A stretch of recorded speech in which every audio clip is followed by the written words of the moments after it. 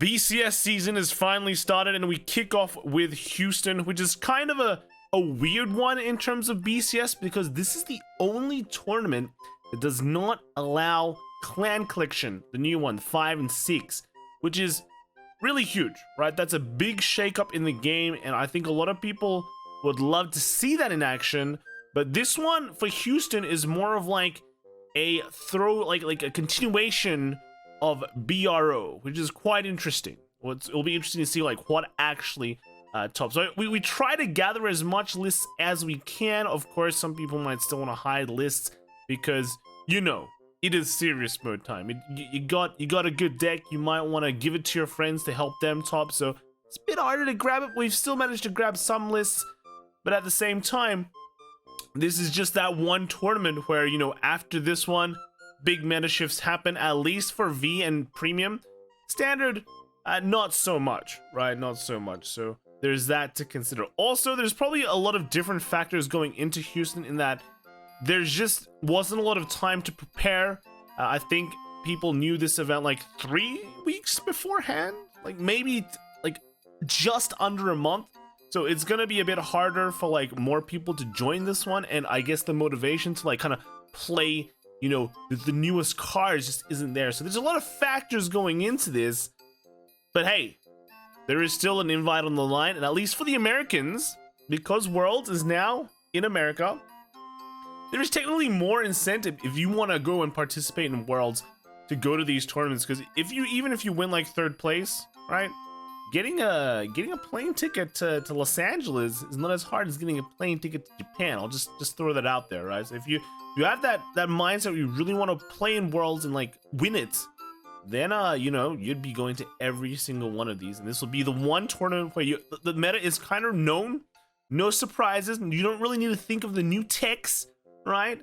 Where you can just hop in and try your best. So enough talking, enough like kind of, I don't know, how do you say it, like wasting time, right? Let's get to the results. So we have Fuzzy again with the new BCS layout. Well, at least the background, it's looking very, very slick. We're starting off with standard, and we have kind of the same old, right? So in top 8, we got the 2 Gravidias, which is kind of beating everyone else out, but not by much, It's just kind of the format itself in standard is relatively kind of fine. But we got the 2 Flagburgs, then we got the 1 of 2 Gravidias, then we got the 1 of Flagburg, Overlord, Majesty, Lord Blaster. That's a weird one, right? That's a huge weird one.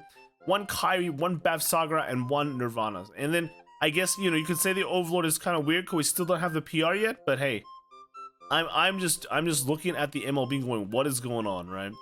And then the actual tops were just, the first place was Ronald Manzano with Nirvana, second place was Justin Rolls with Flagburg, third was Johnny Johnson with Gravidia, and fourth was Alex Chavez with Kyrie. Now a lot of people might be saying, wow, Flagburg came second, and then there'll be the other camp going, man, Flagburg's always been good. Now, you know, people finally like realize that it's like the best deck in the format. Yeah, I'll somewhere in the middle, but let's kind of take a look at these decks and go, what's going on, right? So first off, we have the Nirvana deck, pretty not standard actually, because we have the 2 Urgers here that you don't normally see in decks. This allows you to kind of waste more counterblast during your grade 3 turn to make a push if you have the Urger in hand.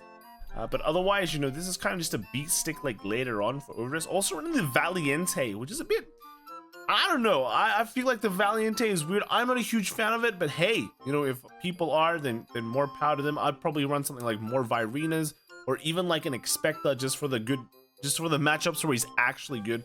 But also the 2 Amelias and only the 3 Retsuges, right? Normally you'd be like getting more Retsuges, I think, before going into the Shimina, but I guess this is more of this, you know, player wants to do that. And then rounding out like the 3 Trick Stars and just kind of a normal draw lineup and the split heel. So very, very cool, very, very cool. Let's kind of take a look at the second place. So this is the one that I think a lot of people have been going on about. What is going on with Flagburg? And I have to ask the same question. What is going on with Flagburg right now? I, like, personally, if I was to build like Flagburg, I'd kind of build a bit differently, right? The Ascendance Assault, I just feel like it's a 4 of. Running 3 seems a bit like scary, even though you do have the condensations to kind of get some back if some die, but I still just feel like it's such a key card. You want to run like max it out. The interesting thing is we've got, you know, this Coochie back, right? What is Coochie doing and what is he doing at 1? I'm guessing like you just put it behind Vanguard just to make like a really annoying column, right? It's like Flagburg hitting, I don't know, like 33 and then 48. You can't really perfect guard that. You have to throw down cards to guard that. But even if you throw down like 3 cards, it might not be enough. So I don't know. I think it's like it's interesting tech. The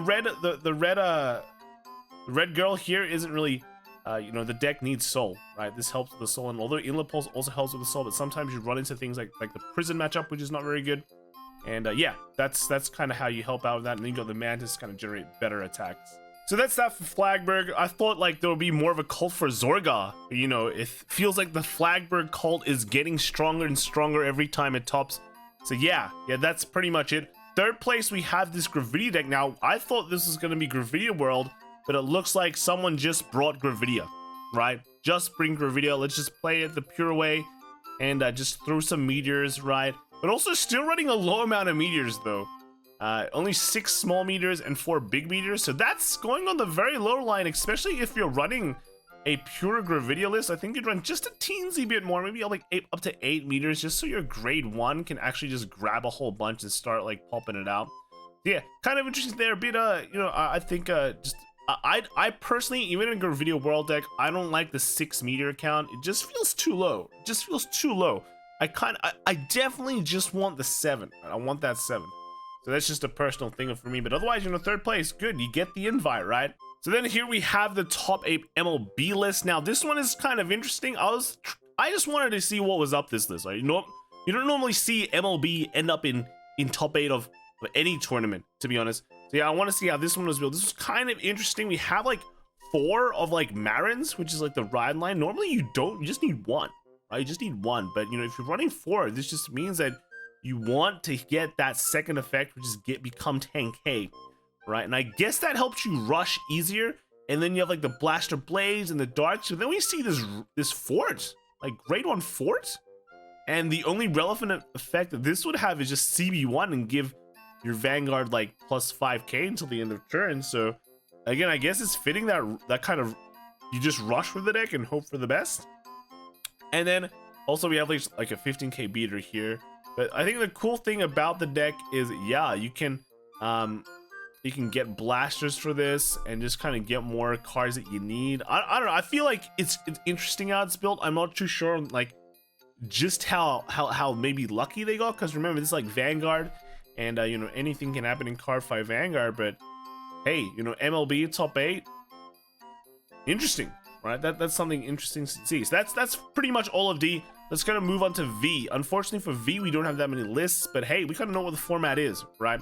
So first off, we have 2 gold paladins, and we have 2 grand blues, and then after that we got 1 Bermuda, 1 shadow paladin, 1 genesis, and 1 link joker, right? So it would be kind of interesting if we're able to get what the link joker is, but I think it's not out yet. The only thing that we can see is that the top 4 is first place was Deshaun McNeil, right, with the Gurgit, and then second place we have the Andrew Williams with Night Rose, as well as Night Rose in third place, powered by Hank Huang, and then fourth place we got Mark Doe with that Ange Couture list. So basically, this is pretty much the meta, right? This is pretty much the meta. Normally, maybe there'd be a few more Gurgits over Night Roses, but this is the meta. Like these 3 decks. Only 1 deck was really shown from this, and that is the Gold Paladin deck. This is just the Gurgit list, and you can see, hey, you know, it's running 2 of this Edmund. And I mean, this was actually run before in the deck, just kind of to add more defensive value, because the weakest part of this deck is its early game defense, and everyone is gonna capitalize on this. They're gonna see you're playing Gurgit, they're gonna throw it down their hand, just rush you out before you hit your big turns, and that's that. So having Edmund here, hey, you know, at least it gives you extra 10k shield. Even being only able to get 10k shield, right, is fine. Like when you're grade 3 or higher, is fine. You just need that extra shield just to live, so you can just do a big pop off turn next turn and win, or maybe just cripple them so much that they don't want to do this again, right?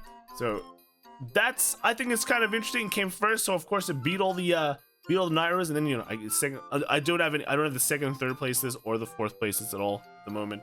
So we're gonna have to live with that. They'll probably pop up on VG top decks, maybe, right? Maybe. So, and then lastly, we have the premium, and this was the result at 2 Narukami and 2 Link Joker, then 1 Pale Moon, 1 Aqua Force, Dimension Police, and Mega Colonies. So we had 2 and 2, and we can see like the Link Jokers from here aren't really the same. I think one of them was Chaos focused, the other one was Messiah focused. And then we got the Narukami's over the Dungaree, I think, and just the Vowing Sword. So let's kind of see at the top 4 what happened. First place though, we can see is White King with the Dimension Police. I just want to say that Dimension Police was heavily brought into BRO as well, and it underperformed, didn't get the top. But you know, here we have like a deep hole deck finally getting that dub, getting that first place. So very cool to see. In second place we have Blake Manor with the Flagburg Ghidorah list. So that was kind of like a contingency. Like back then you had Ruination, which could just draw you a bunch of cards, get a lot of power. But hey, you don't have that anymore. Guess what? Let's move on to the next best thing, which is Flagburg and Inlet Pulses, right? Flagburg can Persona Ride to give you that power. But then yeah, Inlet Pulse. Hey, amazing card, and it's a grade 3 and it's, you know, restand and all that. So very cool. And then in third place we had Taltum Adams with a Chaos list, right? And then fourth place we had Michael and Antonelli with a Thavas list as well. So I think there's some of these lists we know, but then some of these new ones are kind of like, whoa, what's going on? So let's kind of take a look at them.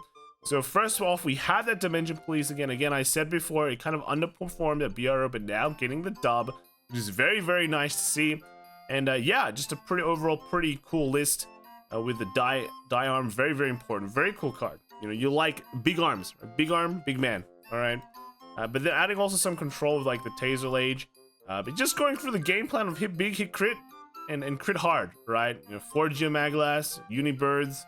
We got the works, right? We got the works. So overall, just a very solid deck, and it's finally got that win that I think a lot of people wanted, just to kind of, you know, just feel good as a Dimension Police player. It's pretty much it. You take those dubs, right? You take those dubs. Second place we do have is a here it is that Flagburg list, and we can see here, hey, Inlet Pulse back, Flagburg, let's go, the Switch Ruse, let's get like a lot of power, beat people up in Persona Ride, right? And then you got the Ascendance Assault here, and your things that restand. It's basically like the old kind of Ghidorah, just with like less easy consistency and running a bunch more cards, because just Ghidorah is a good card, right? Just never had the support it has, but now people are trying to find ways to make it better. Also have the new like clan collection, premium collection card, which is kind of minus its power to kind of increase that power gap between the multi-attack. So very, very important and really, really, really cool deck, right? And then in third place we do have that Chaos list. Now this Chaos list is it's as standard Chaos as I get, in my opinion. Like you look at this deck, you see some cards, you're like, ooh, this could be some spicy tech. And you look at this guy, we got the Rough Trample Monster Mega Grago, and it's just like on when your attack this unit boost hits, you counter charge 1. Kind of very average effect, put it at that. But we also have like another card here, another Link Joker that we don't normally see, and you can immediately see why this is run, because the first line says, if your opponent has 2 or less regards, put this unit into your soul. So hey, you've just built some soul, which Chaos really, really needs. It also gives you a front row, well, at least 3 units 4K, which can help you do something. But yeah, this is pretty I think this is a straightforward Chaos list. It has some interesting text again, you know, the one-off Hollies, but hey, we have the one-off Big Kun here as well, just for that bad matchup that Chaos has against things like Dimension Police. Man. But I just kind of want to point out that the G-Zone ride for Link Joker just gets more and more bloated, just because there's a bunch of cards that you want to run, but you can like never fit everything. And yeah, that's just kind of like the Link Joker life right now. But yeah, pretty interesting list, I have to say. You know, Chaos, again, if your meta has forgotten how to play against Chaos, then you're going to get some very, very easy wins. And that is pretty much the meta call, because people keep on forgetting how to play against Chaos half the time. It's just how it is, right? You know, when you don't play against the deck, you don't test against something like this that much, hey, they're going to take something from you, right? And then lastly, fourth place, we have the top cut kind of list here, you know, top cut. We have the Aqua Force list, the Thavas list. And this one I think is just a pretty standard like Thavas list in some ways, right? You just have the early Superior with the Rolox, which yes, people are still getting those rollups, you know, playing safely. Just don't want to like just randomly die, right? It's a very important card. And we got like some of the OG title assaults. We also have the Fort Vessel Dragon, which is kind of cool. This just does have like an on place effect, which just help with your aggro, so that's very nice. And then just probably a regular G-Zone. So that is all the results for Houston, like the kind of the deck log results, right? If you want to see some kind of reports, and there'll just be more decks coming up in the next VG Top Decks we'll be recording this week on like pretty much Thursday, so submit it by then. And then, you know, hashtag VG Top Decks, your experience, and we'll read it out on stream, pretty much. We'll probably separate something for Houston, and then just put everything there. But yeah, that is all the decks this time. Let us know how they are, what you think of them. Is this the calm before the storm? And make sure to also follow Fuzzy Paradox for making these great graphs. So that is it. See you guys later. Bye.